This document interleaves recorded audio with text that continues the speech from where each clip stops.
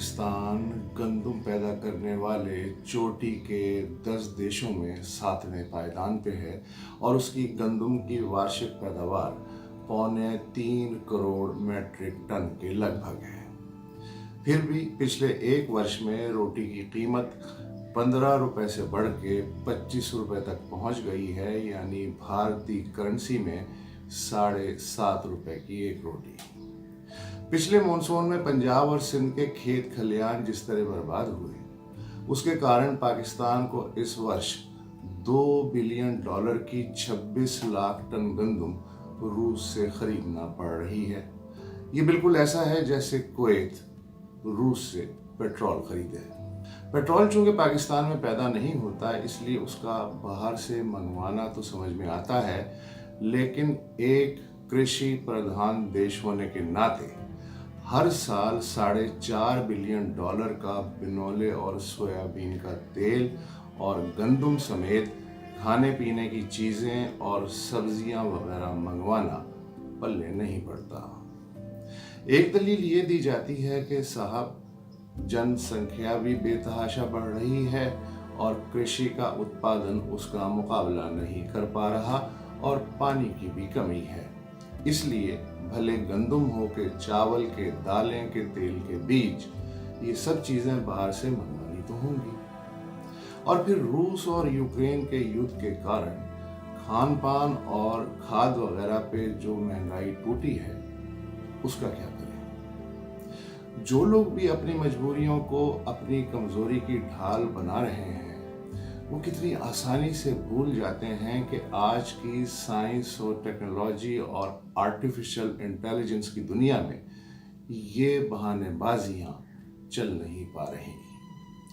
कभी इस पे भी ध्यान दे दिया जाए कि 2.5 एकड़ के जिस खेत से हम पाकिस्तानी या भारतीय 3 मैट्रिक टन गंदम उठा रहे हैं, उसी तरह के खेत से न्यूजीलैंडर्स 10 मैट्रिक टन, ब्रिटेन वाले 8, ज़ैम्बिया 7 और इजिप्ट, यूरोपीय यूनियन, चिली, मैक्सिको और सऊदी अरब कैसे 6 मैट्रिक टन गंदम पैदा कर लेते हैं।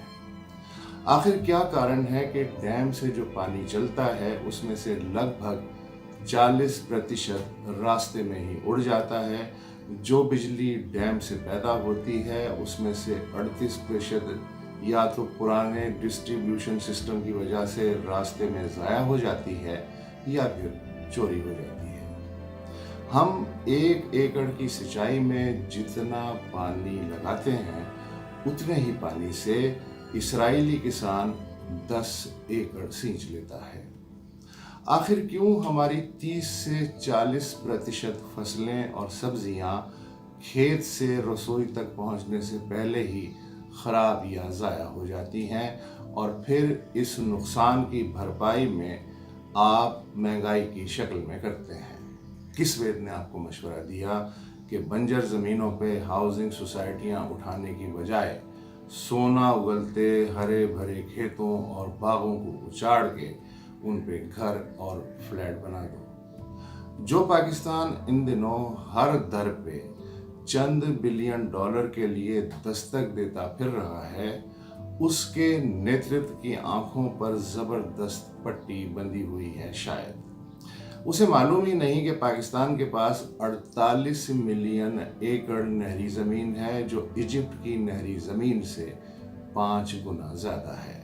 और अगर इस देश के थकेले वाटर सिस्टम और कृषि के ढांचे को लोकल और बाहरी इन्वेस्टमेंट आसान बना के खोल दिया जाए, तो यही ज़मीन ना सिर्फ पाकिस्तान बल्कि मध्य पूर्व के 40 करोड़ लोगों का पेट भी भर सकती है। खाड़ी के देशों के पास इस वक्त $3.5 ट्रिलियन के लगभग सॉवरेन फंड्स पड़े हैं। पाकिस्तानी नेतृत्व अगर इन सज्जन देशों से 3 बिलियन उधार पकड़ने की बजाय पानी और कृषि के सेक्टर में साझेदारी की राह सुझाए, तो तेल पैदा करने वाले इन अमीर देशों को अपनी मर्जी की सस्ती खुराक मिल जाएगी और हमें जीवन बिताने जैसे कुछ पैसे मिल जाएंगे। पर इसका क्या किया जाए कि बिना हाथ पांव हिलाए और दिमाग को नए आइडियाज़ के लिए तकलीफ दिए बगैर ही दिहाड़ी लगा के या उधार में ही 2-4 पैसे हाथ आ जाएं तो क्या बुराई है। ऐसी है हमारी सोच।